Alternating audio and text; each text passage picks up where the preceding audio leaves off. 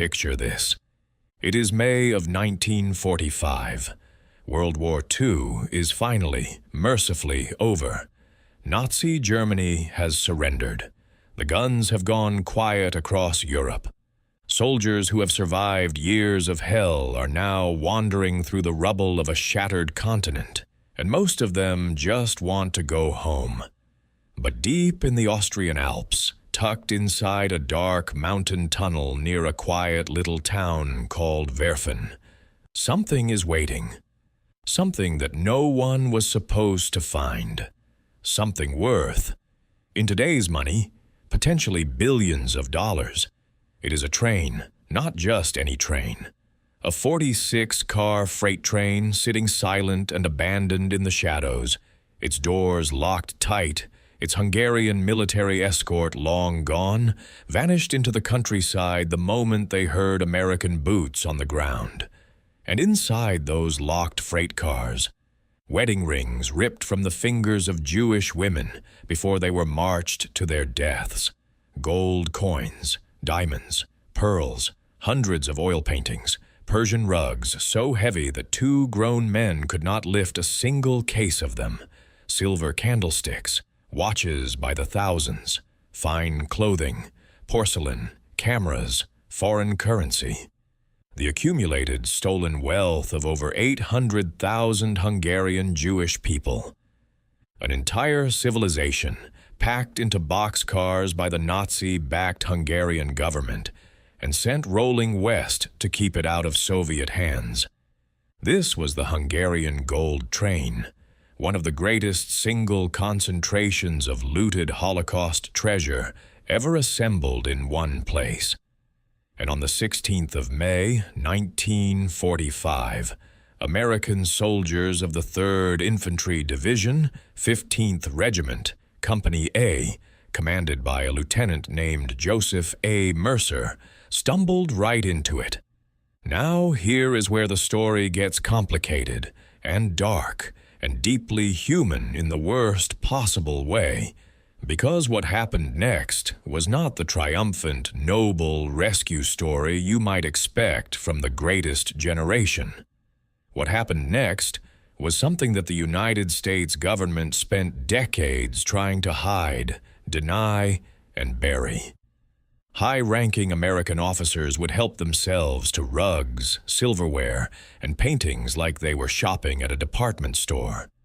Warehouses full of Holocaust victims' possessions would be looted from the inside by the very soldiers sworn to protect them, and an entire trainload of treasure belonging to murdered Jewish families would eventually be auctioned off in New York City, not returned to its rightful owners, while survivors were still searching for any trace of the lives they had lost.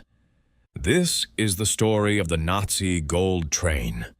It is a story about greed, about war, about what happens to morality when nobody is watching. And it begins with one of the most audacious acts of the entire war. A desperate, doomed last move by a corrupt Nazi official to spirit the wealth of a dead people across a burning continent. Stay with me, because every single detail of this story is real. To understand how a train packed with the possessions of the dead ended up hidden in an Alpine tunnel, you have to go back to Hungary in 1944. Hungary had one of the largest and most prosperous Jewish populations in all of Europe. For decades, Hungarian Jews had been lawyers, doctors, merchants, artists, and intellectuals. They had built beautiful homes and raised families in this country for generations. They had wedding rings and heirloom jewelry and watches passed down from grandparents and great-grandparents. They had silverware they set on the table for Shabbat dinners. They had paintings on their walls and rugs on their floors and money saved up from lifetimes of hard work. Then, in March of 1944, Adolf Hitler ordered the invasion of Hungary, and everything changed overnight. The Nazi-backed Arrow Cross Party took control of the Hungarian government, and almost immediately they launched a systematic campaign to strip the Jewish population of everything they owned. Laws were passed that forced Jewish people to hand over their valuables, not just gold and jewelry, but anything of monetary worth. Wedding rings were taken directly off people's fingers. Bank accounts were frozen and seized. Homes and businesses were confiscated. And as the Jews of Hungary were rounded up and deported to concentration camps, their remaining possessions were collected and catalogued by government officials and piled into banks and storage depots across the country. By late 1944, there was an enormous problem. The Soviet Red Army was advancing rapidly toward Budapest. The Nazis and their Hungarian collaborators had amassed an almost incomprehensible fortune in stolen Jewish property, and they could not let it fall into Soviet hands. So, a man named Arpad Toldi, an SS-appointed government official described by historians as ambitious, ruthless, and deeply corrupt, hatched a plan.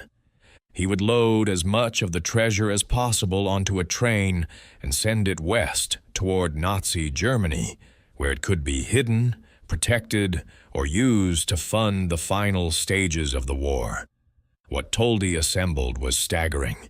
He commandeered a 46-car freight train and filled it with gold jewelry, bags of loose gems, thousands of watches, silver items so numerous they required over 1,500 separate crates, roughly 200 paintings, 3,000 oriental rugs, furs, fine linens, cameras, stamp collections, and U.S. dollars and Swiss francs.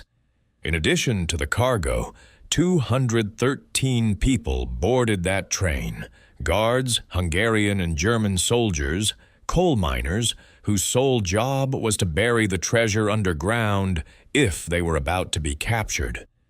The 1945 estimated value of the contents of the train alone was $206 million. Adjusted for today's money, that number runs into several billion.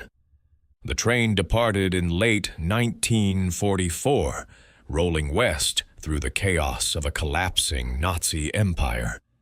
It stopped at various towns along the way, picking up additional valuables that had been stored in warehouses and castles. It spent 92 days sitting in one location alone, while the cargo was counted, sorted, and catalogued into categories: precious stones, gold coins, gold jewelry, silver objects, furs. But here is the part that tells you everything you need to know about the character of Arpad Toldi. On the 29th of March, 1945, before the train made its final push toward Austria, Toldi quietly separated the highest value items, the absolute cream of the stolen treasure, and loaded them into 44 separate crates. Then he drove off with those crates to an undisclosed location. He essentially skimmed the very best of the loot from the very top, and those 44 crates of the most valuable items ever recovered from Holocaust victims have never been fully accounted for to this day. The rest of the train continued west, and by the time it rolled into the mountain town of Werfen, Austria, on May 16, 1945, 9 days after Germany's official surrender, the war was over. The guards and escort had abandoned the train and melted into the Austrian countryside. The passengers were gone. The train sat silent in the tunnel near Hohenwerfen Castle, with its locked boxcars and its terrible cargo. And it waited. It did not wait long. Lieutenant Joseph Mercer and his men of the 3rd Infantry Division found it that same day. An American officer named James Rorimer, a monuments and fine arts officer who was in Austria at the time, later recalled what he saw when he arrived at the scene. He described 52 boxcars sitting on the tracks, 20 of them packed with what he called miscellaneous loot from Hungary. He described cases of gold wedding rings so heavy that 2 men could not lift them. He described a grotesque mixture of the priceless and the mundane, diamonds and rugs and piles of money sitting alongside empty cans and lumber and rubbish. The train had been looted and restuffed many times on its journey. What remained was a haunting, jumbled testament to an entire people's stolen lives. The Americans had discovered something extraordinary. What they did with it next would become one of the most uncomfortable chapters in American military history. The moment American troops secured the train, an intelligence officer named Morton Himmler, yes, that is actually his name, no relation to the infamous SS chief, arrived from Salzburg to take formal control of what they were now calling the Werfen train. He ordered the people still lingering around the train to be detained and separated. The cargo was carefully moved to a military warehouse at a place called Camp Truscott on the outskirts of Salzburg, where it would sit, theoretically protected, while the Allied powers figured out what to do with it. Here is what was supposed to happen. International agreements and American military policy were very clear.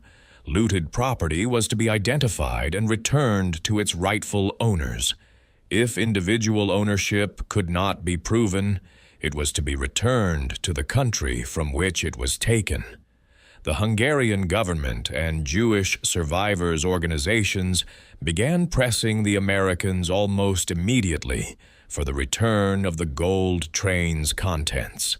They argued, correctly, that these were the stolen possessions of Hungarian Jewish families, most of whom had been murdered in the Holocaust, and that the surviving families and the Hungarian Jewish community deserved to have them back. Instead, something else happened entirely.